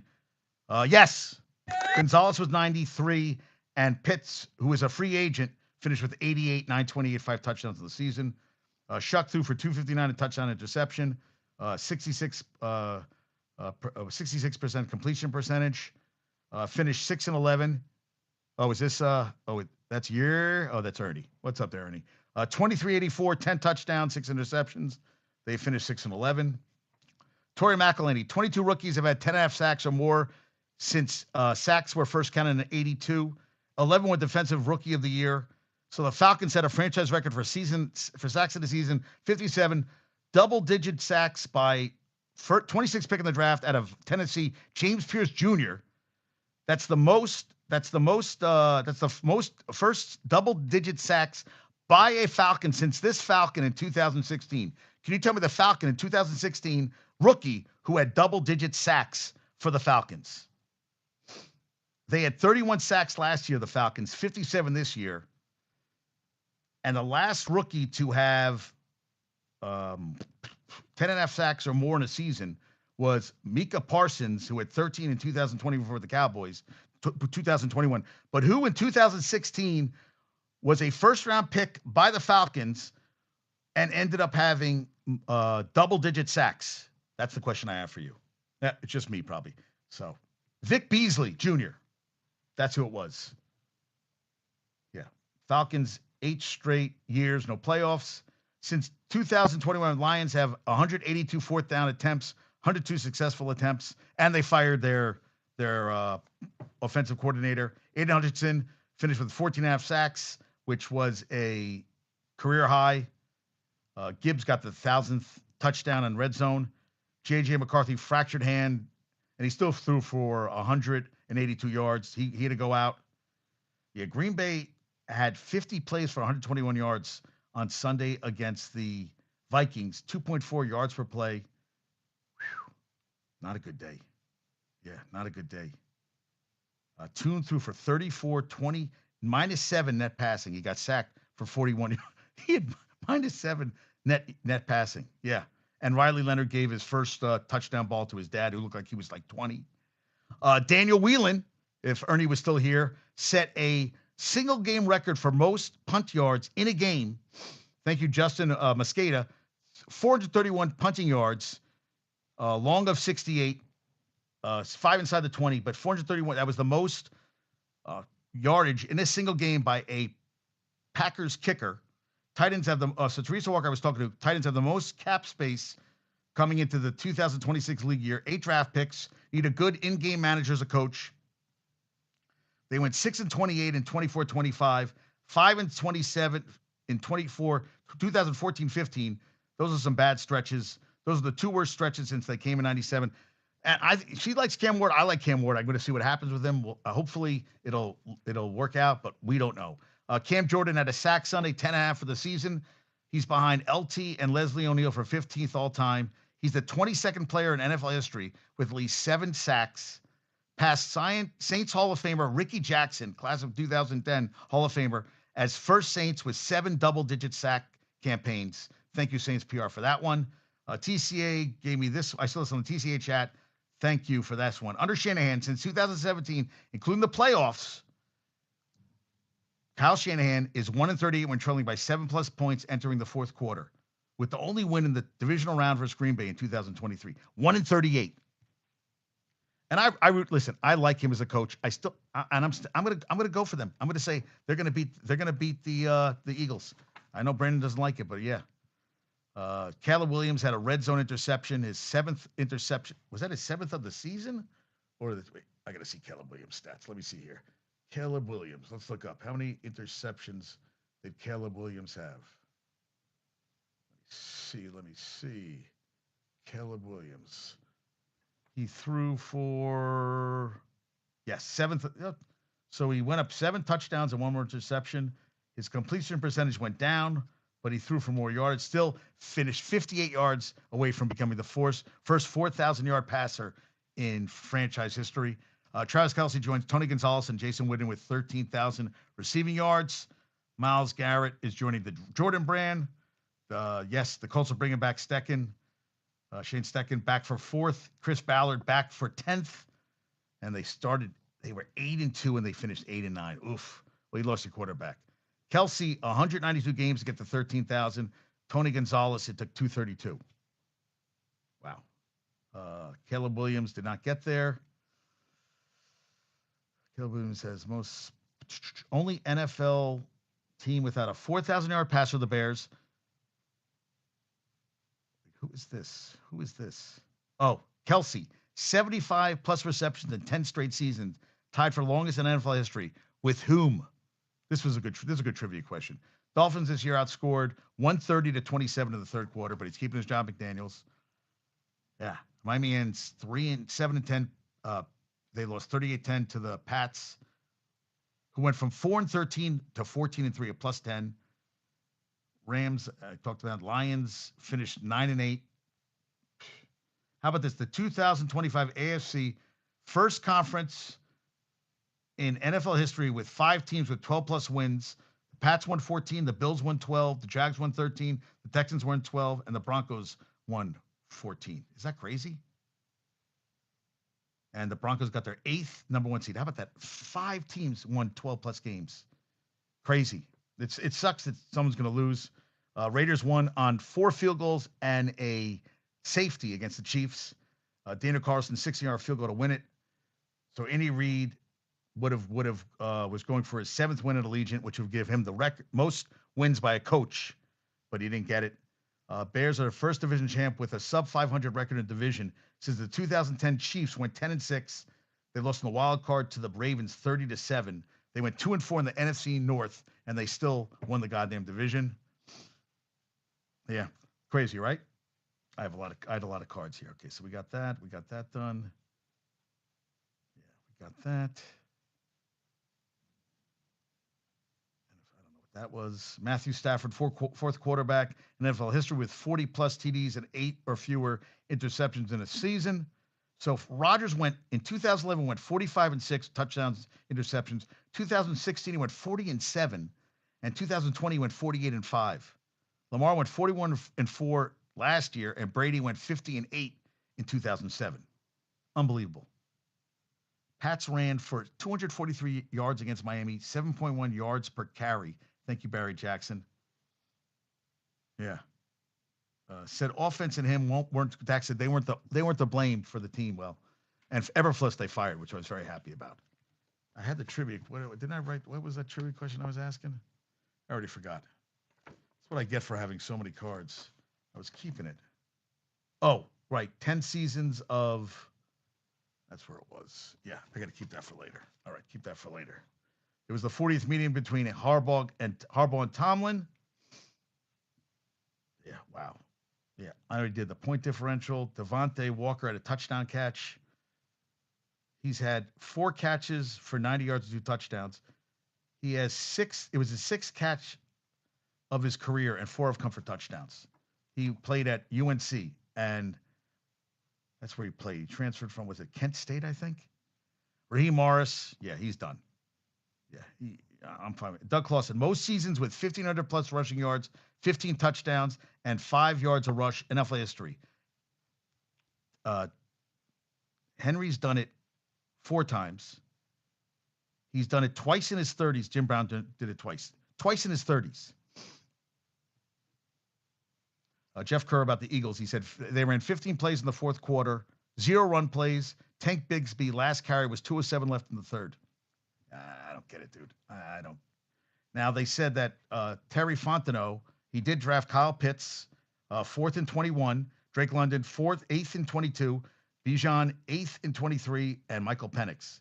He got Jalen Walker and James Pierce, who had 10.5 sacks. No first-round picks for next year. They're both gone. I don't think it was. I never thought Raheem Morris was a good coach. I just never thought of him that way. That's me, though. That's just me. What's that mean? I'm on YouTube.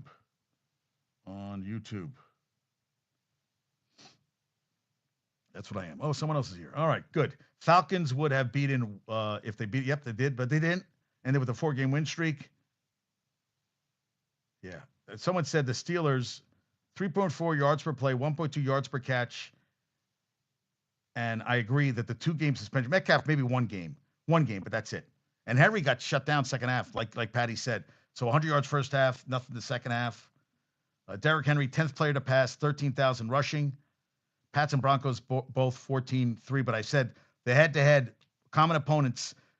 Pats lost to the Vikings. Thank you, Rob, TSN official for that one. Kyle Hamilton, first PI call of season.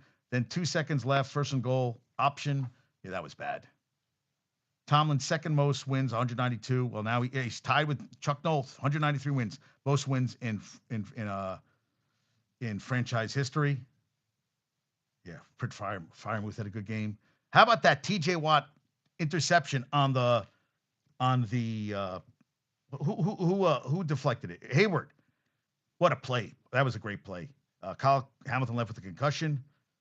Lamar Jackson since November 16th, 1,121 passing yards in 7 games, 4 touchdowns, 6 interceptions, 78 passer rating. But he did have 2 50-yard touchdown passes to whatchamacallit, who am I thinking of? To Zay Flowers. Crazy ending, man. I was pissed at the end of the game. Henry had no carries. Lamar, yeah, that Zay Flowers, that was great. So when Kyle Hamilton was in the game, they were giving up 3 points, 3.9 yards per play. When he was out, it went up to 5.2 yards per play. Wow, crazy. Yeah. And all the timeouts they wasted at the end with the helmet change still didn't affect them. Calvin Austin, they went $125, 665. Boswell missed his first extra point this year and 4 years since he missed one. And they still, goddamn, yeah, wow. He'd made 89 in a row, including the postseason. His last miss was December 16, 2023, and they still won the game. 4 lead changes the fourth quarter. Unbelievable. Yeah, what a catch. And then Tyler Loop. Yeah, one play that could have done something.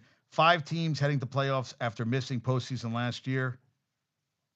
Since 1990, at least 4 teams every season have qualified for playoffs after failing to make the postseason the year before.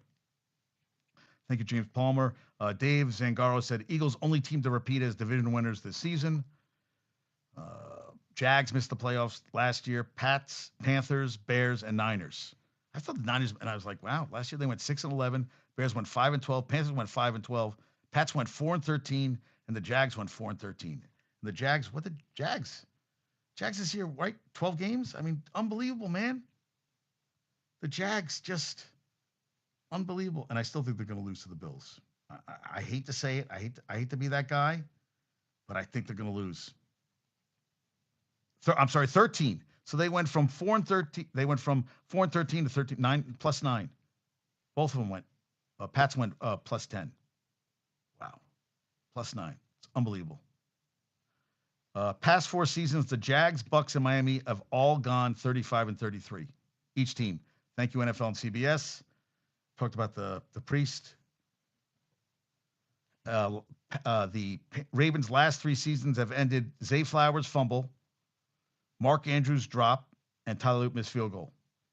Jags defensive coordinator Anthony Campanile started as a high school coach in 2006. From 2007 through 11, he was at Don Bosco Prep in Ramsey, New Jersey. Both sides of the ball he coached. Jumped to Rutgers in 2012, and now he's on a team. He might get in the future, get a shot. We'll see what happens.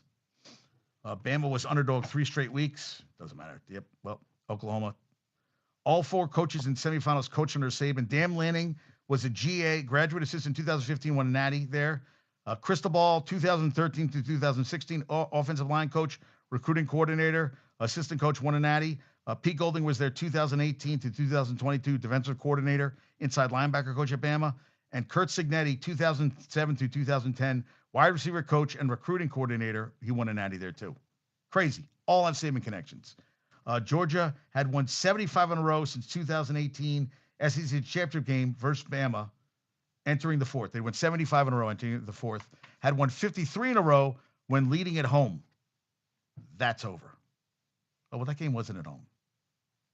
That game was at the Sugar. So that still goes. So that's the active streak. So that did not. But 75 in a row when leading at a halftime. So that does not. Trinidad Chambliss had a Sugar Bowl record, 13 straight completions, broke 12 by Tebow and Michael Penix Jr. Lucas Carnero, a Sugar Bowl record, 56-yard field goal. 3 for 3 in the game, 2 for 2 on extra points, 8 for 9 this year from 50 plus. That could come up big come the game against wait, they're playing Miami Thursday night. Ryan Williams, first 9 games, 64 yards per game. 63 of the last 4 games going into the game against Indiana. Lots of drops for Jesse Palmer. He had 6 catches for 53 yards. Ty Simpson is going pro. He said he's going pro. 12 of 16, 67 yards, 3 for 17 rush, and he was benched. But it's a very small, it's a weak quarterback market. I don't know. I'm not sold on him. Nebraska back-to-back winning seasons. First time since 2014. So I spoke to Eric yesterday, who Arbitrary Analytics, and I said to him, this is what I said to him. What I sent him. I said, hey, Notre Dame transfer quarterback Kenny Minchey has committed to Nebraska. He was the top portal quarterback. He battled CJ Carr for a starting job, and then yesterday he flipped to Kentucky. So they lost him. So he's gone. So I was, and he was gonna be TJ. Who's the quarterback for Nebraska? It's that freshman quarterback. Nebraska quarterback TJ Lateef. So he's gone. He goes to Kentucky to play under Will Stein. So he's gone, Minchey. I'm like, okay, well, I mean, he took the thing and now he's already gone. So I was like, well, that's kind of crazy. And then, so I reached out to him. I said, I said, oh my God. So now you got, it was tough. So UNLV quarterback Anthony Calandria has an 86 overall on College Football 26 on EA Sports, which is higher than Kenny Minchey with 76 And Dylan Raiola, who still hasn't picked a school, he's at 86. So the girls at EA agree with you. I think he's going to be pretty good. And I said, let's come on after the portal's over because I want to talk to you. But I thought he was staying at UNLV football, but he did not. They lost their bowl game. I remember watching. Who did they lose in there? UNLV football lost to the Frisco Bowl. They lost to Ohio 17-10, and they finished 10-4 in the season.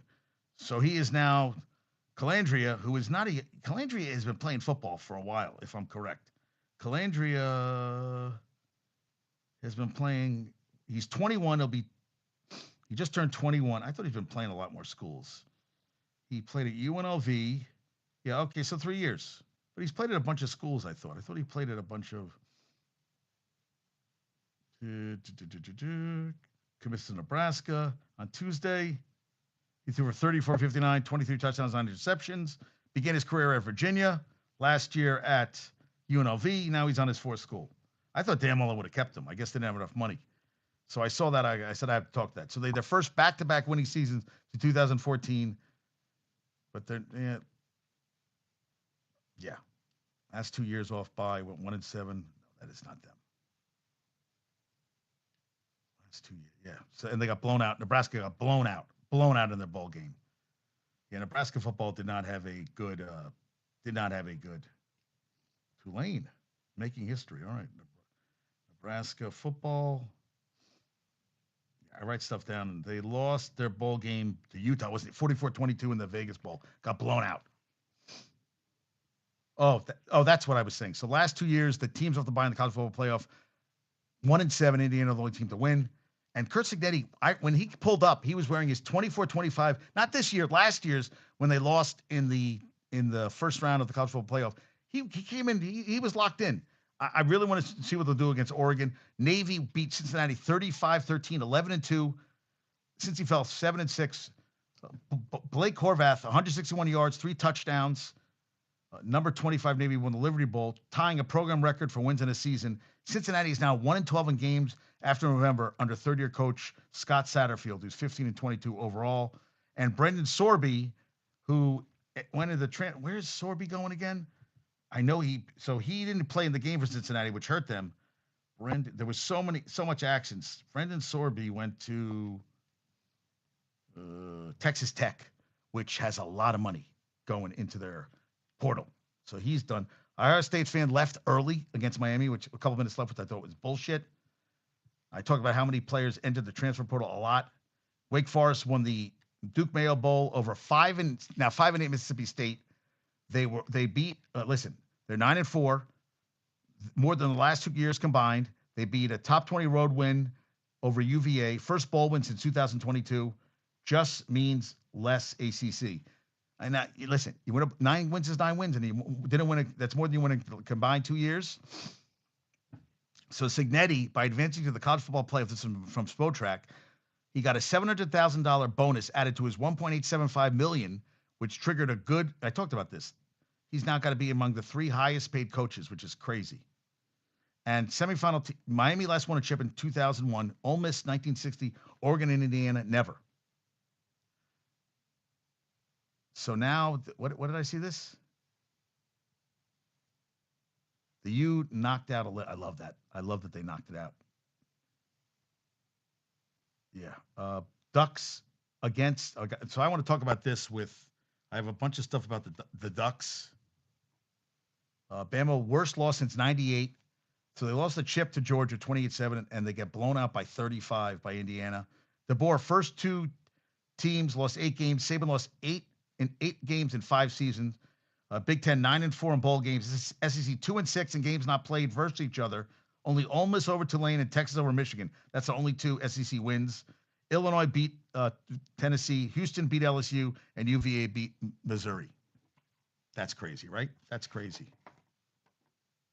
I love. Yeah. Miami beat defending champs Georgia. Beat defending champs Ohio State. Georgia lost to Ole Miss. Bama lost to the U, Indiana, and Michigan. So the last couple champs, I was like, wait a minute. So Bama, Georgia won in 22, Georgia won in 21, Bama won in 20. So 3 of the last 4 champs are out. Yeah. ACC was 8-4. Big 12 was 4-4. SEC was 4-9. But the SEC was really 2-7, excluding games against their own league. Indiana transfer portal, Nick Marsh. So they got Nick Marsh from Michigan State. He had 59 catches, 662, 6 touchdowns, 11 yards a catch, 9 touchdowns. They also got K-State edge rusher Toby Sanmi, 47 pressures, 12 and a half tackles for loss, 8.5 sacks in career. He only played 6 games with an injury. He's a senior. He played 4 years at K-State. But get it, Nick Marsh. I mean, they just lit it up. What's up, Donna? Rocco Becht follows his Matt Campbell to Penn State. 11 players. He's got 1 year eligibility, 26 career wins as starter, most of any quarterback in college football in 2026, 9,700 total yards and 83 total touchdowns. This past year, 25, 84, 16 touchdowns, 9 interceptions, complete almost 61% of his passes. You know, his dad played for the Jets. Yeah, Rocco, 11 players from Iowa State went to Penn State. I don't know how that's going to work out. Drew Messmecker and his running back, a bunch of players from North Texas went to Oklahoma State. Yeah, crazy, right? I love Drew Messmecker. Oregon transfer Mekhi Hughes is going to Houston. Didn't play last year. I'm not shocked about that. James Madison quarterback Alonzo Barnett III threw for 2,806 yards, 23 touchdowns, ran for 15 on 589 yards of rushing. He's going to UCF. Oh, I'm sorry. 14 players from Matt Campbell's previous teams are now at Iowa State. But Iowa State is no G. JMU was a damn good team. Matt Fortuna, Big Ten acquisitions. The Illini get Caden Hauser from East Carolina. Indiana gets Josh Hoover from TCU. They blew out UNC first game of the season. Penn State gets Rocco Becht. Wisconsin gets Colby Joseph. I loved him at ODU. He can run and pass. And TCU signs former Harvard quarterback Jaden Craig. He's the all-time leader in TD passes for Harvard with 52. And he threw for over 6,000 yards, 1 year's for eligibility, Pete Thamel. So TCU got a Harvard quarterback. I talked about him. Brendan Soulsby is going to Texas Tech. Threw for over 2,800 yards, 27 touchdowns, 5 receptions, 580 in the ground, 9 touchdowns. And Rutgers gets former BC Bama quarterback Dylan Lonergan, redshirt sophomore, 2 years of eligibility left. Started 9 games at BC last year, 12 touchdowns, 5 receptions. Did throw for 390 and 4 touchdowns against Michigan State. Threw for 2,025 yards. Rutgers is never going to be good. And Gio Lopez, he went in the transfer portal. You can have him. Yeah. All right. So I'm going to talk about this with Dale, because I want to talk about that. I have to look up the Avs. The Avs have had 2 10-game win streaks this year. Avalanche. Let me look that up. Avalanche. They lost a game. Holy shit, they lost. So they lost. They had won 10 in a row, and they lost back-to-back games to the Panthers and to the Lightning. So now they had only 2 regular season losses to two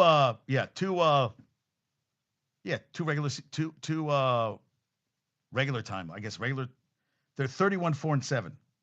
Wow. Golden Knights are 48. Where are the Rangers right now? Let's see where the Rangers are. Rangers are tied with the Devils, but behind in 38-44. Yeah, they've played 2 more games. 1 more game than the Devils, and they have 2 less wins. God, they suck. Yeah, they've lost 1, and they're 4-4-2 their last 10.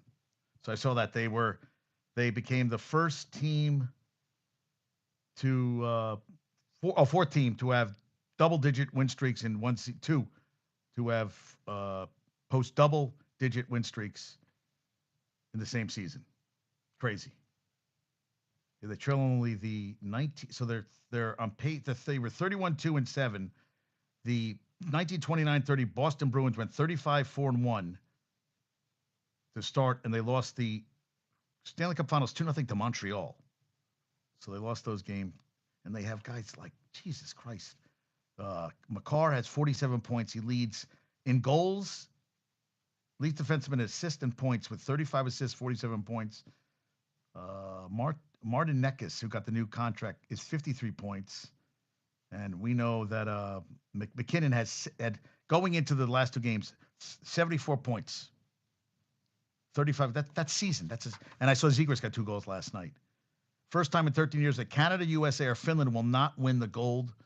It was going to be Sweden versus Czechia. Did they have that? Did that happen already? The World Juniors, World Juniors. Yeah, what's World Juniors hockey? Sweden beat them, beat Czechia, and USA didn't even. Wow, 4-2. Canada and Finland. Yeah, how did Canada and Finland? Yeah. Wow. So who won Canada, Finland? USA Juniors. I want to see how it's Canada Juniors, Canada. Tommy gave me the list of I couldn't do all their names. Yep. Canada beat Finland and they won the bronze. Good for them. Good for you guys. 6-3 over Finland. Yep. Knicks not playing good basketball right now. Yep. That's old news. Yeah, Thunder started 30-5, and they Rondo went to the game. They lost that game. The Bucks started 35, 19-20, 30-5, and they lost in the second round. And NBA Legion says Legion Hoop says Bet USA says LeBron has a 12.5% chance of winning another chip. Okay, all right. I was watching some college basketball. UNC lost at SMU. SMU snapped a 12-game losing streak Saturday against AP-ranked teams. The last one had been against Houston in 22. They lost 90-7-83. Caleb Wilson at 13-7-4, but they got their asses kicked. Houston, I was watching Cincy. Houston's beaten Cincinnati 13 times. Longest active Big 12 streak. I was going to talk about, so I had to think about Michigan. Michigan beat USC, I think it was earlier. Yes, it was over the weekend, 96-66. It was last Friday. USC was held scoreless for 7 minutes. They became the first team in the AP poll history, which I ended up finding that the first team was in 1996-97 to win 3 straight games versus ranked opponents by 30 points, 10 wins by at least 25, 8 by 30, 6 by 40, and 1 by 50. They beat Gonzaga by 40 November 26, Auburn by 30, 102-72, and they beat, who else did they beat? I guess it was USC ranked. Who was the other team? Yeah. But they're 27th in three-point shooting. Michigan, they went 6 for 30 against USC, 10 games by 20-plus points, and they've scored 100 points 7 times this year. And they had to win by 2 over.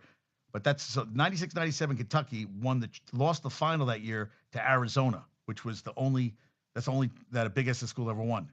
So yeah, they beat 3 straight ranked opponents. So they beat Gonzaga, Auburn, and they beat somebody else. I gotta look it up. I know they beat Gonzaga, Michigan for Michigan basketball.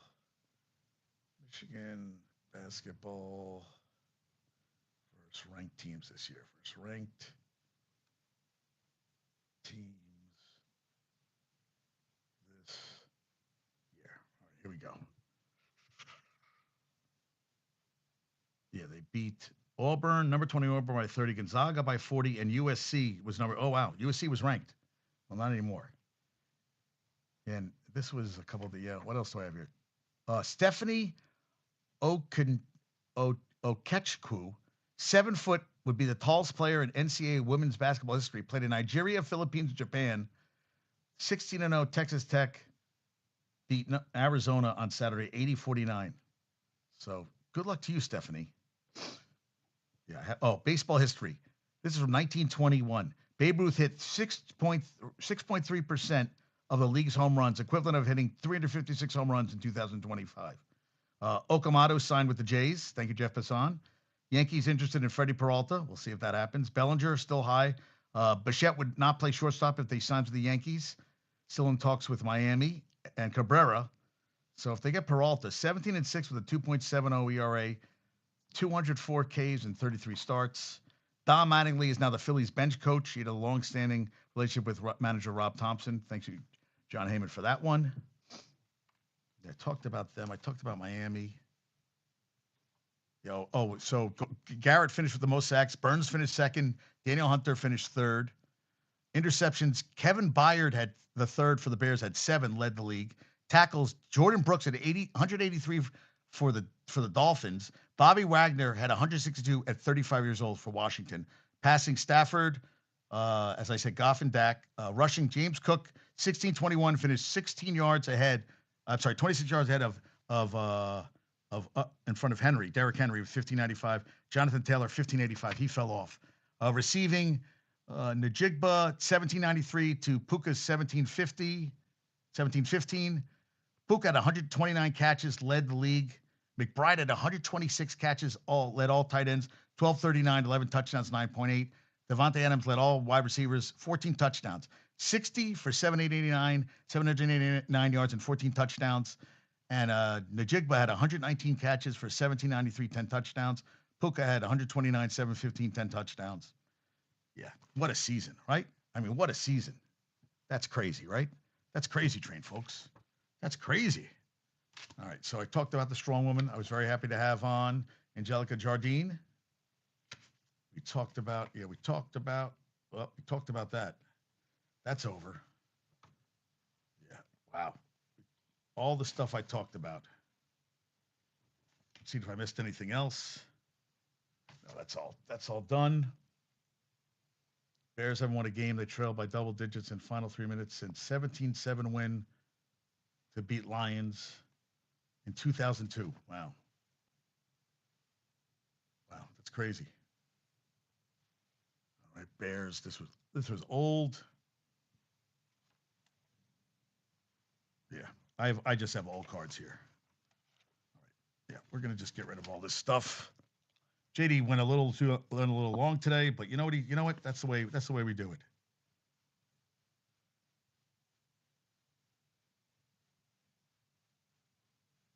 So the Pack, second time since at least 2000, the Pack lost again. That was the game they lost to the Bears, led by double digits with less than 3 minutes remaining, other than the 2014 NFC title game for Seattle.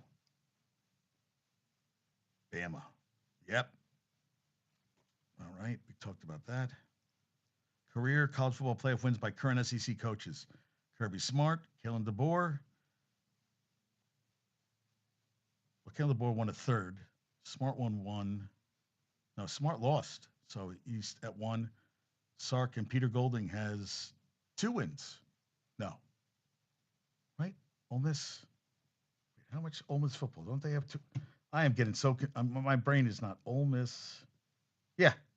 2. They beat Tulane. First 2 years as coach, Saban went 19-8. DeBoer went 20-7, includes postseason. Oklahoma was 0-5 in college football playoff. Dillingham got signed a nice contract, $7.5 million a year. There were more citations than points at the A&M Miami game. Dolphins offered 4 first-round picks to Bengals for Joe Burrow before 2020 draft. Kickers were bad in the playoff. That's done. Yeah, that's it. Let me look at, I want to see if I missed anything today. We did a bunch of trivia. We did some NFL stuff. And we have, talked about a lot of stuff today. Did I miss anything else? Thank you all for listening today. Actually, new message. All right. Oh, good. Yay. New message in my chart. Yay. What's wrong with JD now? No, Michigan has a class tonight. Yeah. Okay. So she didn't get back to me. Blah, blah, blah. Let me see. Bowles returning as coach, as he said. Why does Trae Young want to go to the Wizards? So Cabrera went to the Cubs. 3 resident connections with Shedeur Sanders burglary. Yeah, Shuck should be the quarterback next year. Blame the adults for portal trickery. No message in post kick. Oh, that's another thing. So the quarterback for Washington quarterback, let me find this. Washington, he signed a contract with the Demond Williams Jr. He has no intention to release. They have no intention to release him. He signed a deal, and he wants to enter the portal because I think he wants to go to LSU, and we're going to see how that pans out. I did not know that Shedeur's house got broken into. Yeah, I don't know why Trae Young wants to go to play for the That perplexes me a little bit. Burglary took place at the home of Cleveland Browns quarterback in November, who broke in $200,000 in property. Huh. Yeah, I think they should keep Tyler Shuck. Did I miss anything else? No. Love not worried about rust. Love hasn't played since a concussion in Week 16. Todd Bowles is returning. Fine. Yeah, I don't know. That's going to be interesting how that's going to work out. Washington Bears plan for Kyle Gordon to play versus Packers in wild card game. Oh, Fallouts. I got to watch Fallout. Harbaugh to the Giants. We'll see if that comes to fruition. Yeah. All right. Folks, thanks for listening today. That's all I got. Peace out. Have a great night. Talk to you soon.